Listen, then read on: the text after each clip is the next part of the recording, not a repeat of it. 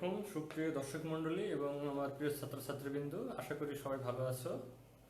আমি প্রতিদিনের কার্যক্রমের অংশ হিসাবে আমি তোমাদের অনলাইন যে ক্লাস পরিচালনা করি, আজকেও সেই ক্লাস পরিচালনা করব। আমি গত কয়েকদিন চলতরিতের উপরে বেসিক কনসেপ্ট তৈরি করার চেষ্টা করেছি, তারপর সেটার কিছু সার্কেল অ্যানালিসিসের প্রবলেম সলভ করেছি। আজকে আমরা একটা নতুন টপিকের উপরে কথা বলবো।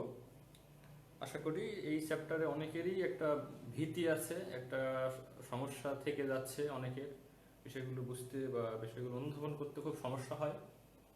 তাই আমি ভাবছি এই সমস্যাটা যেন না থাকে সেই বিষয়টা নিয়ে একটু চেষ্টা করব সমস্যাগুলো সমাধান করার। তো আমরা আমাদের দৈনন্দিন জীবনে মানে প্রতিটা দিন আমরা এই শব্দগুলো অসংখ্যবার ব্যবহার করি। কিছু শব্দ আছে যে শব্দগুলো আমরা অসংখ্যবার ব্যবহার করি। আমরা প্রত্যেকটা জায়গায় গেলে বলি এরকম যে আমরা যখন বাজারে দুধ কিনতে যাই তখন বলি যে দুধ ঘন না পাতলা। তারপরে আমরা বলি যে মধু অনেক গাঢ় বা ঘন। বিভিন্ন জায়গায় এই শব্দগুলো অনেক ব্যবহার করি। এটা অনেক পাতলা, এটা অনেক ভারী, এটা অনেক গাঢ়, এটা অনেক ঘন। এই ঘন, পাতলা, হালকা, তারপরে এই ধরনের শব্দগুলো যে আমরা ব্যবহার করি, এইগুলোর কিন্তু একটা স্পেসিফিক মিনিং আছে, স্পেসিফিক মানে আছে। এই প্রত্যেকটা আমাদের যে কিওয়ার্ড, আমরা আমাদের জীবনে যে শব্দগুলো ব্যবহার করি, এইগুলো আমাদের বিজ্ঞানের ছাত্র হিসেবে এগুলোর মানে খুব স্পষ্টভাবে বুঝতে হবে। আসলে এগুলো কিভাবে কাজ করে, এইগুলোর মানেটা কি, সেগুলো বুঝতে হবে। তো আজকে আমরা মূলত এই ধরনের যে জিনিসগুলো আমাদের জীবনে সেগুলো ব্যবহার করি। এছাড়া আরেকটা অনেক গুরুত্বপূর্ণ শব্দ আছে, সেটা হলো চাপ। আমরা অনেক সময় বিশেষ করে এই যে মানসিক চাপ, এই কথা বলি বেশিরভাগ ক্ষেত্রে, মানসিক চাপ পড়ছে, কিংবা বলি যে এত চাপ সহ্য করতে পারছে না, অনেক প্রেশার পড়তেছে। হ্যাঁ, বা আমরা অনেক সময় কাজকর্মের ক্ষেত্রে বলি, বিশেষ করে এখানে অনেক একটু চাপ দাও, এখানে চেপে ধরো। এভাবে আমরা অনেক সময় কিন্তু বলি, এই শব্দগুলো প্রায়ই বলি। আমার আমার বলতে বলি আমরা এভাবে অনেক চাপ সৃষ্টি হচ্ছে এখানে, এরকম ভাবে আমরা শব্দগুলো বলি। বিশেষ করে ইঞ্জিনিয়ারিংয়ে কিংবা এই এই ধরনের কাজে অনেক শব্দগুলো ব্যবহার করে, ইন্ডাস্ট্রিতে এই শব্দগুলো প্রচুর পরিমাণ ব্যবহার করা হয়। তো এইগুলো আমাদের একটা বেসিক কনসেপ্ট তৈরি করা দরকার, আসলে কিভাবে হয়, এগুলোর মানে কি, এগুলো কাকে বলে, এইগুলো আমাদের বাস্তব জীবনে কোথায় কত বেশি ইমপ্লিফিকেশন আছে, সেগুলো একটু আলোচনা করতে চাচ্ছি আজকে।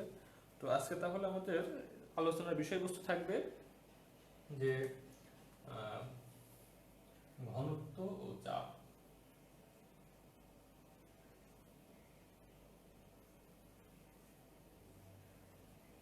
আমরা এই দুটা বিষয়ের উপরে আজকে আলোচনা করব বিস্তারিত ইনশাআল্লাহ।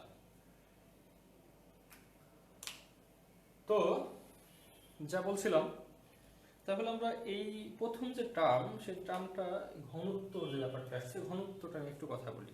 দেখো, আমরা কিছু আমাদের দৈনন্দিন জীবনে যে ঘটনাগুলো ব্যবহার করি, যে এই জায়গাগুলোতে ব্যবহার করি, সেগুলোর ব্যাপারে একটু উদাহরণ নিয়ে আসতে চাই। তোমরা সবাই নিশ্চয়ই এই যে বিভিন্ন যন্ত্রপাতির সাথে যে এরকম শোলা থাকে, দেখেছো নিশ্চয়ই এরকম শোলা, তোমরা সবাই দেখেছো। এই শোলা তুমি যদি হাতে নিয়ে দেখো, এরকম সাইজের একটা শোলা, কতটুকু এর ওজন কতটুকু হতে পারে, ভর কতটুকু হতে পারে, তোমরা সবাই ধারণা করতে পারছো। খুবই কম পরিমাণ এর ওজন বা ভর হবে। ঠিক এর তুলনায় যদি আমরা এরকম একটা ছোট্ট মোটর নেই, অথবা একটা ছোট্ট একটা মোটর নেই, এই দুটার, এটার থেকে কিন্তু এটার সাইজ যথেষ্ট বড়। এটা কিন্তু একটা মোটর। তো দেখা যাবে যে এই সোলার তুলনায় এই মোটর কিন্তু 3, 4, 5 গুণ বেশি ভারী, ভর বেশি। মোটামুটি সাইজ কিন্তু প্রায় সেম, কিন্তু ভারী কিন্তু অনেক বেশি। তো এরকম কেন হচ্ছে? আর একটা ছোট্ট একটা উদাহরণ দিই।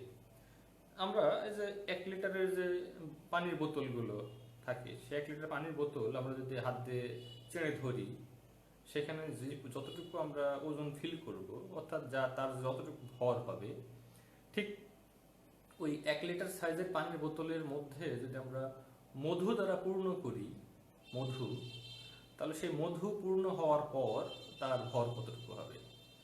আমরা সবাই মনে হয় একটু আন্দাজ করতে পারতেছি যে পানি যতটুকু তার ভর হবে বা তার ওজন যতটুকু আমরা ফিল করব, এর থেকে কিন্তু মধুতে অনেক বেশি ওজন আমরা ফিল করবো, তার মানে হলো মধুর ভর অনেক বেশি হবে। তো কেন বেশি হবে, মধুর ভর কেন বেশি হবে? এখানে শোলা এবং এই ছোট্ট যে একটা মোটর লোহা, মোটামুটি লোহা, এটার ভর কেন বেশি হচ্ছে, এই জিনিসটা বুঝতে গেলে কিন্তু আমাদের ঘনত্বের টার্মটা চলে আসবে।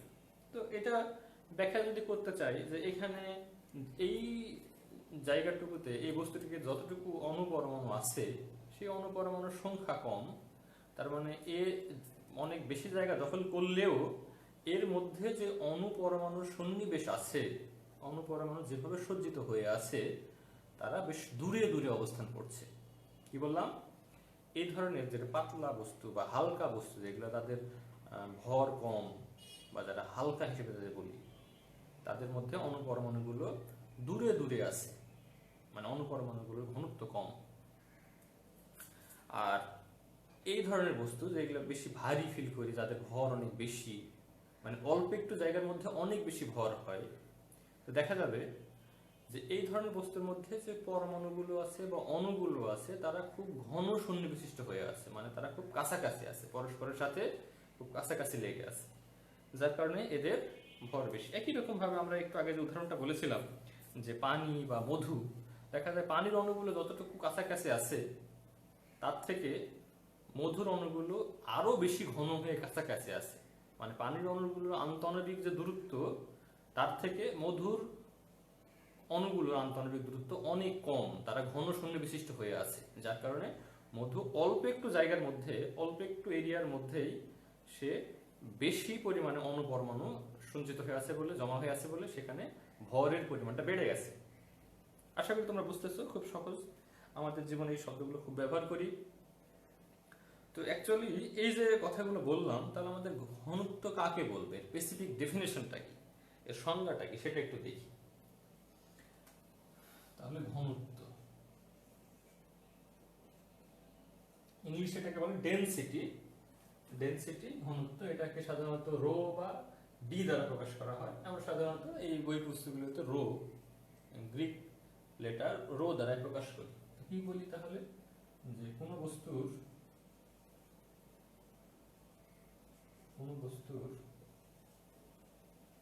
একক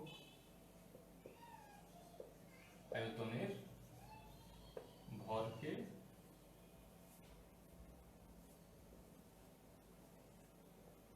ঘনত্ব বলে, একক আয়তনের ভরকে ঘনত্ব বলে। তো আমরা খুব সহজ এবং ছোট্ট একটা সংজ্ঞা এবং খুবই কার্যকর একটা সংজ্ঞা, যে একক আয়তনের মধ্যে, মানে 1 মিটার কিউব আয়তনের মধ্যে যতটুকু একটা বস্তুর ভর থাকবে সেটা হলো তার ঘনত্ব। অনেক সময় আমরা সিজিএস সিস্টেমে আমরা এটাকে 1 সেন্টিমিটারের মধ্যে যতটুকু ভর থাকবে সেটাকে বলতে পারি। সুতরাং আমরা এটাকে যদি স্পেসিফিক ভাবে সংজ্ঞা তৈরি করতে চাই, তার মানে ঘনত্ব সমান সমান ভর ভাগ আয়তন, ভর ভাগ আয়তন, এটাই হলো ঘনত্ব। তাহলে আমরা এটা যদি ম্যাথমেটিক্যাল সমীকরণ আকারে প্রতীক আকারে লিখতে চাই, তাহলে রো সমান সমান m বাই ভি। খুবই মজার একটা সমীকরণ, খুবই ছোট্ট একটা সমীকরণ, কিন্তু অনেক বেশি প্রয়োগ আছে আমাদের ফিজিক্সের জগতে। অনেক জায়গায়, বহু জায়গা আছে যেখানে এই ঘনত্বের সংজ্ঞা ব্যবহার করবো। অ্যাকচুয়ালি আমাদের ফিজিক্সে বহু রকমের ঘনত্ব আছে। আমি এর আগের দিনের ক্লাসে, মানে গত পরশু দিনে একটা ক্লাস নিতে গিয়ে আমি বলেছিলাম যে আলোক ঘনত্ব বলে একটা জিনিস আছে। আলোক ঘনত্ব মানে এটাকে বলে হচ্ছে অপটিক্যাল ডেনসিটি। আমরা এখানে যে ঘনত্বের কথা বলছি এটা হলো অ্যাকচুয়ালি ভর ঘনত্ব। এটার নাম হলো অ্যাকচুয়ালি প্রকৃতপক্ষে কিন্তু এটার নাম হলো, এটা হলো ভর ঘনত্ব। এটা কিন্তু অ্যাকচুয়ালি ভর ঘনত্ব বলতে আমরা সাধারণত বই পুস্তকে সাধারণত সরাসরি এটাকে শুধু ডেনসিটি বলতে চাই, সেটাই লেখা থাকে। এছাড়া আরো অনেক রকমের ঘনত্ব আছে, একটা নাম বলি, যেমন আলোক ঘনত্ব বললাম, তারপরে আমরা জানি ফ্লাক্স ঘনত্ব, তারপরে জানি শক্তি ঘনত্ব। মানে ফ্লাক্স ঘনত্ব মানে হলো এই আলো বা কোন একটা তড়িৎ চুম্বক বলরেখার যে ঘনত্ব, সেগুলোকে আমরা আলোক ঘনত্ব বলি, সরি ফ্লাক্স ঘনত্ব বলি আর কি, বলরেখার ঘনত্ব। আমরা বলি শক্তির ঘনত্ব, মানে যেখানে এনার্জি ডেনসিটি, বিভিন্ন রকমের আরো অনেক রকমের ফিজিক্সের জগতে, পদার্থবিজ্ঞান জগতে আরো অনেক রকমের ঘনত্বের টার্ম আছে, তবে এই ঘনত্বটা সবচেয়ে বেশি ব্যবহার করি আমরা ভর ঘনত্ব আমাদের দৈনন্দিন জীবনে, বিশেষ করে ক্লাসিক্যাল ফিজিক্সে, চিরায়ত বলবিদ্যার এই ব্যবহারটা অনেক বেশি আছে। আশা করি তোমরা বুঝতে পেরেছো। আসলে এটা আমরা একটু একক দিতে দেখি ঘনত্বের এককটা কি হবে।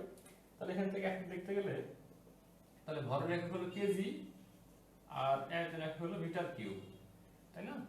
তাহলে এটার একক হবে হচ্ছে actually KG per metre cube. একক হিসেবে দেখলে একক হবে হচ্ছে কেজি পার মিটার কিউব, এটা হলো ঘনত্বের একক।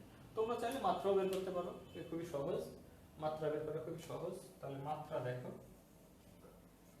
মাত্রা ভরের মাত্রা তাহলে কি হবে, ভরের মাত্রা হলো m, আর আয়তন মানে হলো দৈর্ঘ্যের উপরে কিউ, দৈর্ঘ্যের কিউ মানে হলো লেন্থের উপরে কিউব করে দিতে পারি। তাহলে সরাসরি আমরা লিখলাম যে ভরের মাত্রা হলো m আর দৈর্ঘ্যের মাত্রা হলো l, যেহেতু উপরে উঠে গেলে এটা হয়ে যাবে হচ্ছে -3 m। এটা অনেক সময় এমসিকিউ আকারে পরীক্ষা আসে, তোমাদের খুব সহজ প্রশ্ন যদি হয় এমসিকিউ আকারে আসতে পারে। তো আমরা এই যে একটা সমীকরণ শিখেছি ঘনত্বের সমীকরণ, এটা নিয়ে একটা সুন্দর মজার একটা প্রবলেম করতে পারি। আচ্ছা, তোমাদের কি কারো ধারণা আছে, ধরো তোমরা অনেকে সুইমিং পুলে প্রায় হয়তো বা বিভিন্ন সময় গ্রীষ্মকালে সাঁতার কাটার জন্য সাঁতার কাটতে যাও, সেখানে মজা করো, গোসল করো। তোমরা কি বলতে পারবা যে সুইমিং পুলে পানিতে না নেমে একটা সুইমিং পুলের কত কেজি পানি থাকতে পারে, এটা তোমরা হিসাব করতে পারবে কেউ? আচ্ছা, আমি একটা মজার টেকনিক শেখাবো। আমরা সুইমিং পুলে পানিতে না নেমেও আমরা সুইমিং পুলে কত কেজি পানি আছে সেটা কিন্তু বের করে ফেলতে পারি এই ছোট্ট সমীকরণ ব্যবহার করে। তাহলে সেরকম একটা প্রবলেম করে ফেলি, দেখা যাক সেই প্রবলেমটা কেমন লাগে তোমাদের।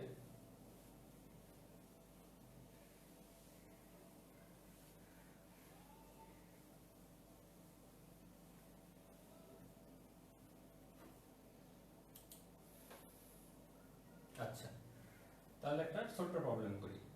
কোনো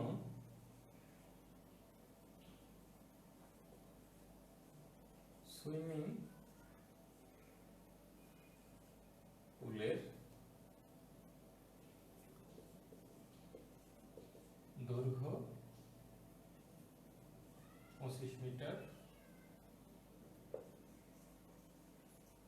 প্রস্থ 15 মিটার এবং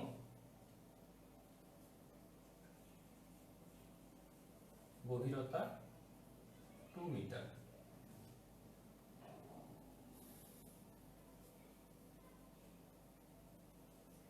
ওই সুইমিং পুলের পানির ঘনত্ব 1000 কেজি পার মিটার কিউব হলে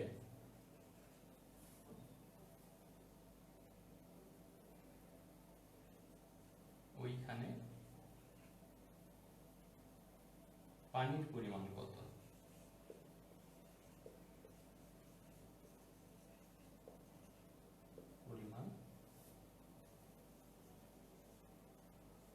পানির পরিমাণ বলতে মূলত পানির ভর কত সেটা বোঝাচ্ছে।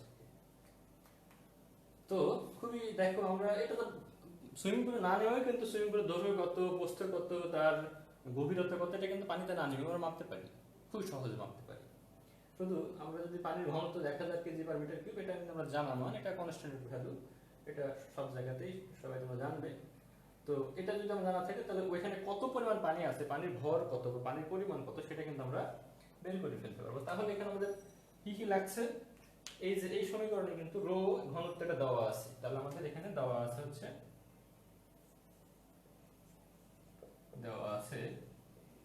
কি কি দেওয়া আছে, ঘনত্ব রো সমান সমান দেওয়া আছে হচ্ছে এই ঘনত্বের মান 1000 কেজি পার মিটার কিউব। আর কি দেওয়া আছে, আয়তন দেওয়া আছে, আয়তন সরাসরি দেওয়া নাই, আয়তন না দিয়ে দেওয়া আছে হচ্ছে দৈর্ঘ্য, প্রস্থ এবং উচ্চতা। সুতরাং আমরা ভি সমান সমান বের করতে পারি, আয়তন ভি সমান সমান বের করতে পারি, দৈর্ঘ্য প্রস্থ উচ্চতা গুণ করে দিলে আমরা আয়তন জানি, আয়তনের সূত্র দৈর্ঘ্য গুণ প্রস্থ গুণ উচ্চতা। সূত্রে আমরা বের করে নিতে পারবো। তাহলে 25 ইন্টু 15 ইন্টু 2, তাহলে এটা ব্র্যাকেট দিয়ে মিটার কিউব। তাহলে এটা কত হবে? তাহলে আয়তন হবে, যদি তোমরা ঠিকভাবে গুণ করো তাহলে 750 মিটার কিউব এটা আয়তন। আর এর পরিমাণ ভর, এটা m সমান সমান ওয়াট, এটা আমরা জানতে চাচ্ছি। তাহলে সূত্রের মধ্যে মান বসিয়ে দাও। তাহলে আমরা সূত্রকে একটু মডিফাই করে লিখতে পারি এভাবে, দেখো এই পাশে লিখলাম। তাহলে m সমান সমান রো ভি, মান বসিয়ে দাও। এটা 1000 আর ভি এর মান হলো 750। তাহলে এটা গুণ করলে হবে 75 এত কেজি। তাহলে দেখো যে আমরা এই ছোট্ট একটা সমীকরণ, যে সংখ্যাটা শিখলাম সেই সংখ্যা থেকে যে সমীকরণটা পেয়েছি সে সুন্দর অঙ্ক করে ফেলতে পারি, যে একটা সুইমিং পুলে না নেমেও কিন্তু সেখানকার আমরা পানির ভর পরিমাপ করে ফেলতে পারি। খুবই মজার অঙ্ক, আশা করি তোমরা বুঝতে পেরেছো। ওকে,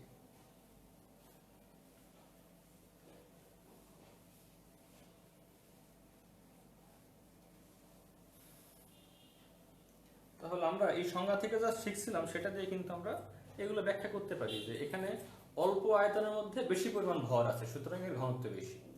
আর এখানে এই একই পরিমাণ আয়তনের মধ্যে এখানে ভরের পরিমাণটা কম, অনুপরমাণুর সংখ্যাটা পরিমাণটা কম, সুতরাং এখানে ঘনত্ব কম। এই একই রকম ভাবে পানি বা মধুর ক্ষেত্রে আমরা এই কথাগুলো বলতে পারি। আচ্ছা, ঠিক আছে। এরপর আমরা একটা শব্দ ব্যবহার করে কথা বলেছি, চাপ। চাপ কাকে বলে সেটা নিয়ে আলোচনা করি। আচ্ছা, আমরা আমাদের মানসিক চাপের কথা যেটা বলি, মেন্টাল স্ট্রেসিং বা মেন্টাল প্রেশার, সেই চাপ আর এই আমরা বস্তু জগতে যে প্রেশারের কথা বলি, চাপের কথা বলি, এটা কিন্তু মানে শতভাগ একই রকমের জিনিস না, একটু পার্থক্য আছে, একটু ভিন্নতা আছে। আমাদের বস্তু জগতে যেটা চাপের কথা বলি সেটা হলো, দেখো চাপের সংজ্ঞাটা কি সেটা একটু দেখি।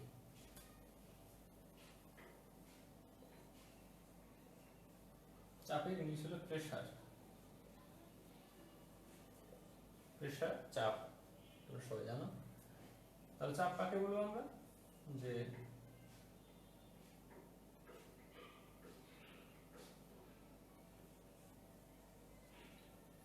ক্ষেত্রফলের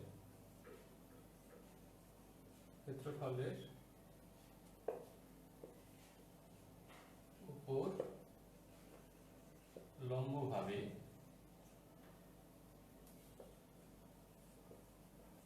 প্রযুক্ত বলকে চাপ বলে। খুব সহজ সংজ্ঞা, দেখো যে একক ক্ষেত্রফলের উপরে লম্বভাবে প্রযুক্ত বলকে চাপ বলে। তো আমরা তাহলে চাপের একটা সমীকরণ তৈরি করতে পারি। তাহলে চাপ পি সমান সমান হলো, চাপকে আমরা পি দ্বারা প্রকাশ করি, প্রেসারের পি। তো চাপ সমান লিখতে পারি তাহলে বল ভাগ ক্ষেত্রফল, বল ভাগ ক্ষেত্রফল। তো এই যে চাপ যে কথাটা বলছি, এটা কিন্তু আমাদের বাস্তব জীবনে বহু রকমের ইমপ্লিমেন্ট আছে, বহু রকমের এটার ব্যবহার আমরা করি। ধরো একটা ছোট্ট একটা গল্প বলি তোমাদের সাথে। মনে করো তোমরা কোনো একটা দিন একটা লোকাল বাসে উঠেছো, একটু ঢাকা শহরে মনে করো একটা লোকাল বাসে উঠেছো, প্রচন্ড ভিড় থাকে। তো ভিড়ের মধ্যে খুব ধাক্কাধাক্কি হচ্ছে বা ভিড়ের কারণে এরকম একটা সমস্যা হচ্ছে। দেখা গেল কারো পায়ের উপরে কেউ একজন পা দিয়ে দিয়েছে। তো পা, এখন দেখা যাচ্ছে যে কোন একটা মহিলা কারো পায়ের উপরে একটা পেন্সিল হিল পরেছিল, সে পেন্সিল হিল পরে আছে, সেই অবস্থায় তার একজনের পায়ের পা তুলতেছে। লোক তো মনে করে চিল্লায় চেঁচামেচি করে মনে করে পুরো বাস মাথায় তুলে ফেলেছে। ব্যাপারটা কি হয়েছে, যে এখানে কি হলো, এই যে পেন্সিল হিল, যেটা তোমরা সবাই জানো যে যাদের পেন্সিল হিল যেগুলো, সেগুলো যেই জায়গাটুকুতে তার একটা মানুষের শরীরের সমস্ত ভর সেখানে পড়ে, সেই জায়গাটা কিন্তু বল যেটা পড়ে সেটা কিন্তু খুব ছোট্ট সাইজের হয়। খুব ছোট্ট একটা জায়গার উপরে সমস্ত ওজন, তার ওজন সে মাটিতে ক্রিয়া করে। এখন ওইটুকু জায়গার উপরে যখন এই সমস্ত তার ওজন বল যখন ক্রিয়া করেছে, তখন কিন্তু সেখানে প্রচন্ড চাপ তৈরি হয়েছে। তার মানে কি, এখান থেকে দেখা যাচ্ছে যে ক্ষেত্রফল যত কম হবে চাপ তত বেশি হবে। তার মানে যখন ক্ষেত্রফলটা পেন্সিল হিলের ক্ষেত্রে কি হচ্ছে, ক্ষেত্রফলটা অনেক কমে যাচ্ছে, ক্ষেত্রফলটা কম হওয়ার কারণে সেখানে চাপ অনেক বেশি তৈরি হচ্ছে। ঠিক আছে, একই রকম ভাবে যদি এমন ঘটনা ঘটতো যে এই বাসের ভিড়ের মধ্যে কারো মনে করো ফ্ল্যাট জুতার তলে যদি কারো পা পড়ে, সে কিন্তু এই পরিমাণ ব্যথা অনুভব করবে না। কারণ কি, ফ্ল্যাট জুতা যখন হয়, ফ্ল্যাট জুতা ক্ষেত্রফলটা অনেক বেশি থাকে, সুতরাং অনেক এরিয়া জুড়ে সেই বলটা ক্রিয়াশীল হয়, সেখানে ক্ষেত্রফল বেশি থাকার কারণে চাপের পরিমাণটা কমে যায়, সেগুলো ব্যথা ফিল করে না। তোমাদের মাথার মধ্যে অনেকের প্রশ্ন আসতে পারে যে আমরা যে ছুরি দিয়ে চাকু দিয়ে মনে করো এই যে ফলমূল বা বিভিন্ন সবজি কাটি, এই সবজি কাটতে গিয়ে আমরা কিন্তু সবসময় এই সোঁচালো বা তীক্ষ্ণ যে মানে ধার যেটা থাকে একটা চাকুর বা একটা ছুরির, সেই অংশটাতে কিন্তু কাটি। ঠিক উল্টা অংশতে কাটতে পারি না। কেন কাটতে পারি না? খুবই সহজ, আমরা এইখান থেকেই সেই প্রশ্নের উত্তরটা দিতে পারি যে খুব সোঁচালো বা তীক্ষ্ণ যে ধারালো যে জায়গাটার কথা বলি, তার মানে সেখানে কিন্তু মানে ওই ছুরিটার ওই প্রান্তটা এতই সূক্ষ্ম করা থাকে, সেখানে ক্ষেত্রফলটা অনেক অনেক কম থাকে, ওই ধারের ক্ষেত্রফলটা অনেক কম থাকে, যার কারণে সেখান দিয়ে আমরা যদি চাপ দেই তাহলে ওই জায়গাটা অনেক বেশি প্রেশার তৈরি হয়, ক্ষেত্রফল কম থাকে, অনেক বেশি প্রেশার তৈরি হয়, যার কারণে কেটে যায়। আবার ঠিক উল্টা অংশটা দিয়ে যদি আমরা চাপ দিই তাহলে সেখানে কাটবে না। আমরা এই যে এই ধরনের কলমের ক্ষেত্রে আমরা দেখেছি অনেক সময় যে আমরা যদি এই কলমের এই সামনের মাথা দিয়ে এখানে যদি আমরা চাপ মানে আমরা বল প্রয়োগ করি, তাহলে কিন্তু এখানে অল্প একটু বলেই অনেক বেশি ব্যথা ফিল করবো আমরা। কারণ কি, এর ক্ষেত্রফলটা কিন্তু অনেক অনেক কম। এই অল্প একটু ক্ষেত্রফলের মধ্যে যখন আমরা বেশি বল প্রয়োগ করতেছি, তখন দেখা যাচ্ছে সেখানে চাপ বেড়ে যাচ্ছে। একই রকম ভাবে যদি আমরা ঠিক এইভাবে এই অংশটা দিয়ে যদি আমরা এখানে বল প্রয়োগ করি, আমরা এই যতটুকু বল এই অংশটা প্রয়োগ করেছিলাম, ঠিক ততটুকু বল যদি আমরা এই অংশটা যদি প্রয়োগ করি, তাহলে কিন্তু এর থেকে অনেক কম চাপ আমরা ফিল করব, অনেক চাপ, কিছুই মনে হবে না। কারণটা কি, এখানে ক্ষেত্রফলটা অনেক বেশি, ক্ষেত্রফলটা বেশি হওয়ার কারণে এখানে চাপ কমে যাচ্ছে। তো আমাদের বাস্তব জীবনে বহু জায়গা আছে যেখানে এই ছোট্ট একটা সমীকরণের বহু রকমের ইমপ্লিকেশন আমরা পেতে পারি, প্রয়োগ পেতে পারি, যে এই ঘটনাগুলো বুঝতে গেলে আমাদের এটা লাগবে। তো আমরা এখানে একটা সমীকরণ তৈরি করি, প্রতীক আকারে প্রকাশ করলে এটাকে আমরা পি দ্বারা প্রকাশ করি, আর বলকে তো এফ দ্বারা প্রকাশ করা হয়, আর ক্ষেত্রফলকে এ দ্বারা প্রকাশ করা হয়, এরিয়া। এটা হলো আমাদের চাপের ছোট্ট সমীকরণ, খুবই একটা দামি সমীকরণ। তো এটা যদি একক হিসেবে দেখি, একক কি হবে? একক হলো বলের একক, আর এটা হলো ক্ষেত্রফল মানে হলো মিটার স্কয়ার। তার মানে বলের একক হিসেবে দেখলে এটা একক হচ্ছে, একক যদি দেখি তার মানে হচ্ছে বল ভাগ বলের এক হলো নিউটন, আর ক্ষেত্রফল এক হলো মিটার কিউব, মিটার স্কয়ার। তাহলে একক হবে হচ্ছে নিউটন পার মিটার স্কয়ার।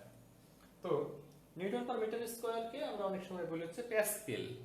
মানে আমরা বিভিন্ন জায়গায় বিজ্ঞানী প্যাসকেলের নাম অনুযায়ী এই এটাও যে জিনিস নিউটন পার মিটার, যদি সেটা হলো প্যাসকেল, এভাবে লেখা হয় প্যাসকেল। তো নিউটন পার মিটার সেটা হলো প্যাসকেল। তোমাদের অনেক সময় প্রশ্ন আসতে পারে যে চাপ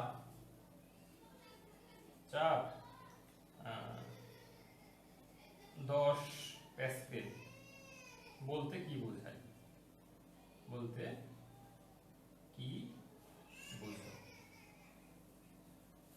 এভাবে প্রশ্ন আসতে পারে। 2 মার্কের প্রশ্ন আসে অনেক সময়।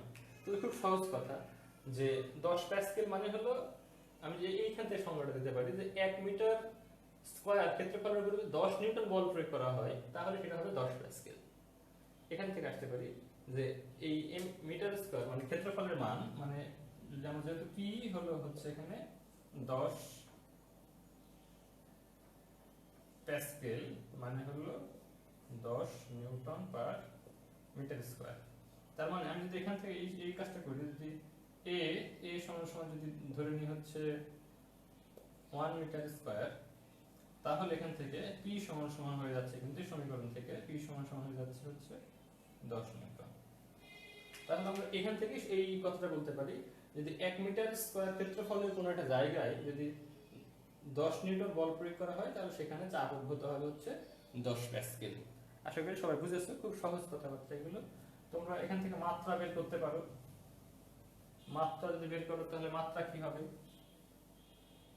বলের মাত্রা আর ক্ষেত্রফলের মাত্রা। এই মাত্রাটা একটু বের করে দেখাই, অনেকের মাত্রাতে একটু সমস্যা আছে, মাথা ঘুরাই মাত্রা দেখলে। তো মাত্রা বের করা কিন্তু খুবই সহজ। তোমরা সেই ক্লাস 9 এর প্রথম দিকের চ্যাপ্টারগুলোতে এগুলো শিখেছো। তাহলে বলের মাত্রা মানে কি, বল মানে কি ভর, ভর গুণন ত্বরণ, আর ক্ষেত্রফল তো ক্ষেত্রফল তো ক্ষেত্রফলই বা দৈর্ঘ্য, এভাবে লিখতে পারো। আচ্ছা, আপাতত ক্ষেত্রফলই লিখে রাখি। আচ্ছা, এখান থেকে দেখো ভর তো মৌলিক, তার মানে চলে আসছে। দেখো ত্বরণ সমান সমান কি, তাহলে ভর গুণন ত্বরণ মানে হলো বেগ ভাগ সময়, আর নিচে আছে ক্ষেত্রফল। আচ্ছা, এরপর এই পাশে দেখি, তাহলে এরপরে কি হবে, আমরা বেগকে আবার ভাঙতে পারি। দেখো এখানে যে বেগ আছে, বেগ সমান সমান লিখতে পারি হচ্ছে সরণ বা দৈর্ঘ্য ভাগ সময়। তাহলে সমান সমান লিখবো হচ্ছে ভর তো থাকছেই, আর বেগের পরিবর্তে লিখলাম হচ্ছে সরণ ভাগ সময়, আর এই সময়টাকে নিচে নিয়ে চলে আসলাম, তাহলে এটা হবে হচ্ছে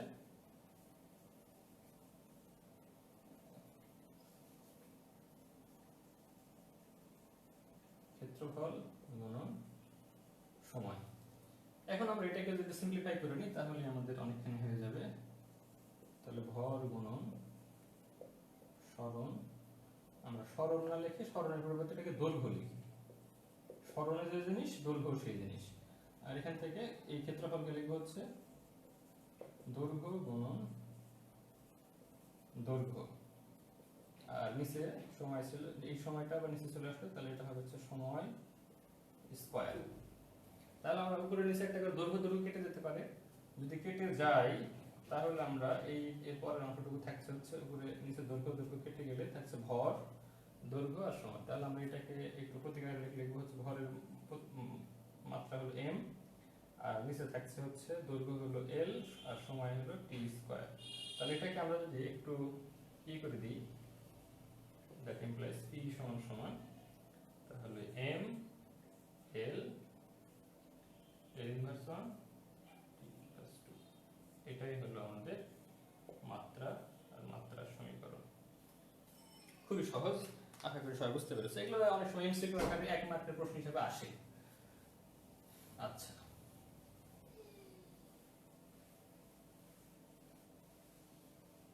তাহলে আমরা এই যে বাসের মধ্যে এই যে পেন্সিল হিলের নিচে কারো যদি পা পড়ে, সে যে কেন এত ব্যথা অনুভব করে সেটা কিন্তু আমরা বুঝতে পারতেছি। আমাদের কলমের নিফ অংশটা দিয়ে কেউ যদি আমাদের খোঁচা দেয় তাহলে আমরা কেন বেশি ব্যথা অনুভব করি, তাহলে কিন্তু আমরা এটা বুঝি। আমরা ক্লাসরুমে দেখি বহু ছেলে মেয়েদের মধ্যে এরকম দুষ্টামি ফাজলামি চলছেই চলে, আমরা এটা আসলে জানি এটা এরকম হয়। তো আমরা আর একটা ছোট্ট সমীকরণ শিখি যে একটা তরলের গভীরে কি পরিমাণ চাপ তৈরি হয়। তার মানে ধরো এরকম একটা গ্লাস, এক গ্লাস পানি ছিল, এখানে ধরো এই পর্যন্ত পানি আছে।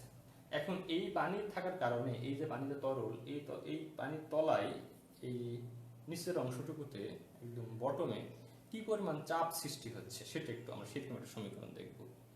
তো দেখা যাক, তাহলে আমরা একটু একটু চিত্র দেখানোর চেষ্টা করি। ধরো কোনো একটা জায়গায় মনে করো এরকম একটা, আমরা এরকম একটা বস্তু নিলাম, এই তলদেশের ক্ষেত্রফল মনে করো এই ক্ষেত্রফল বিশিষ্ট কোনো একটা পাত্র নিয়েছি, যেখানে মনে করো পানিটা মনে করো পানি দ্বারা বা তরল, যে কোনো একটা তরল দ্বারা মনে করো এই পাত্রটা পরিপূর্ণ করা আছে। ঠিক আছে, পাত্রটা পরিপূর্ণ করা আছে এরকম তরল দিয়ে, যেটা তলার ক্ষেত্রফল মানে নিচের অংশটুকু বটমের ক্ষেত্রফল হলো a। এখন এই যে তলাতে এই পানি একটা নিচের দিকে একটা বল প্রয়োগ করবে তার ওজনের সমান, তার মানে এই তলাতে যদি চাপ কতটুকু সেটা বের করতে চাই, তাহলে আমরা চাপের যে সংজ্ঞা সেটা জানি। তাহলে আমরা জানি চাপ সমান সমান হলো বল ভাগ ক্ষেত্রফল, বল ভাগ ক্ষেত্রফল। এখন এই যে এখানে বল মানে কি, এই তলার উপরে আমি চাপ কতটুকু সেটা জানতে চাচ্ছি, এই তলায় চাপ কতটুকু সেটা জানতে চাচ্ছি। এই তলায় চাপ মানে হলো এই তলার উপরে কতটুকু বল আছে। তাহলে বল মানে কি, এই যে তরল, এই তরল নিচের দিকে কতটুকু তার ওজন বলে ঠেলছে বা বল প্রয়োগ করতেছে, তার ওজন কতটুকু সেটাই কিন্তু এখানে প্রযুক্ত বল। আর ক্ষেত্রফল বলতে এই মানে এই পাত্রের যে তলদেশের যে ক্ষেত্রফল সেই ক্ষেত্রফলটুকু। তাহলে আমরা এখানে প্রযুক্ত বল মানে হলো এখানে তরলের ওজন, আর এর নিচে ক্ষেত্রফল আছে, ক্ষেত্রফল। আচ্ছা, তাহলে আমরা আমরা ওজনকে লিখতে পারি কি, ওজনকে লিখতে পারি হচ্ছে ভর গুণন অভিকর্ষ ত্বরণ, অভিকর্ষ ত্বরণ আমরা এগুলো জানি। আর নিচে আছে হচ্ছে ক্ষেত্রফল, ক্ষেত্রফল। আবার ভরকে আমরা কিভাবে লিখতে পারি, ভরকে আমরা লিখতে পারি হচ্ছে একটু আগে আমরা শিখে আসছি ভর সমান সমান হলো ঘনত্ব, ঘনত্ব গুণন আয়তন গুণন অভিকর্ষ ত্বরণকে আমরা সরাসরি এভাবে জি লিখলাম, অভিকর্ষ ত্বরণকে জি দ্বারা প্রকাশ করা হয়। আর নিচে তো আছে ক্ষেত্রফল। আচ্ছা, এবার আমরা এই আয়তনকে আরেকবার ভাঙতে পারি, আয়তনকে লিখতে পারি হচ্ছে ক্ষেত্রফল গুণন উচ্চতা। তার মানে হলো আমরা এইখান থেকে এই পর্যন্ত এটার হাইট বা উচ্চতা এটাকে যদি ধরতে পারি হচ্ছে এইচ, আর এবং এটার যদি ক্ষেত্রফল যদি হয় হচ্ছে এ, তাহলে আমরা এটাকে এভাবে লিখতে পারি, তাহলে এটা ঘনত্ব গুণন আয়তনকে লিখতে পারি হচ্ছে ক্ষেত্রফল, ক্ষেত্রফল গুণন গভীরতা, মানে গভীরতা উচ্চতা যাই বলি, গভীরতা, আর এর সাথে আছে হচ্ছে জি, আর নিচের সাথে থাকছে হচ্ছে ক্ষেত্রফল, ক্ষেত্রফল। তাহলে এখান থেকে ক্ষেত্রফলের উপরে নিচে ক্ষেত্রফল, ক্ষেত্রফল কেটে যাচ্ছে। দেখো যদি এটা কেটে যায় তাহলে থাকছে কি আমাদের ঘনত্ব সমান সমান থাকছে চাপ সমান সমান থাকছে ঘনত্ব গভীরতা আর হচ্ছে জি। তাহলে লিখতে পারি হচ্ছে রো এইচ জি। তাহলে আমরা এটাকে একটু সুন্দরভাবে বইয়ে যেভাবে লেখা থাকে সেটা সেভাবে লিখি।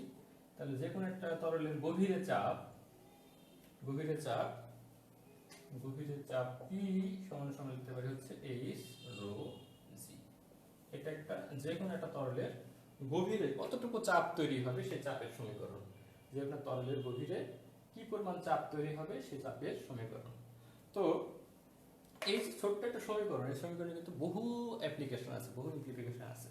তোমরা অনেকেই হয়তো জানো যে আমরা পৃথিবীর একেবারে প্রশান্ত মহাসাগরের যে গভীর যে মানে খাদ আছে, প্রশান্ত মহাসাগরের ভিতরে যে খাদ আছে সেগুলোর ভিতরে যে আসলে একদম তলায় যে কি আছে সেটা কিন্তু এখনো পর্যন্ত মানুষ জানে না, এটা মানুষের এখনো অজানা থেকে গেছে।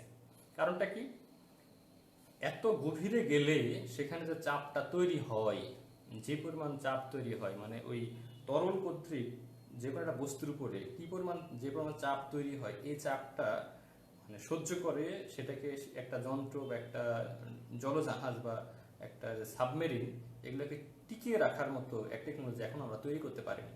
যার কারণে অত গভীরে গিয়ে অ্যাকচুয়ালি কি তৈরি হয় সেটা কিন্তু আমরা জানি না। এই যে আমাদের দেশে বিভিন্ন সময় যে চাঁদপুর বা পটুয়াখালী এদিকে মাঝে মাঝে বর্ষাকালে এই লঞ্চ বা ফেরি এগুলো ডুবে যায়, তোমরা জানো, সেগুলো উদ্ধার করা যায় না, অনেক ডুবুরি কিন্তু ভিতরে বেশি পানির গভীর যেতে পারে না। কারণটা কি, যখন অনেক গভীর পানির মধ্যে যায় তখন পানি তার মধ্যে তার মানে শরীরে এত চাপ তৈরি করা হয়, চাপ তৈরি করে যে তার দম বন্ধ হয়ে আসে, মানে সে নিঃশ্বাস নিতে পারে না, সে নিঃশ্বাস যে টেনে নেবে সিলিন্ডার থেকে সেটা কিন্তু করতে পারে না, মানে এত পানি চাপ তৈরি হয়।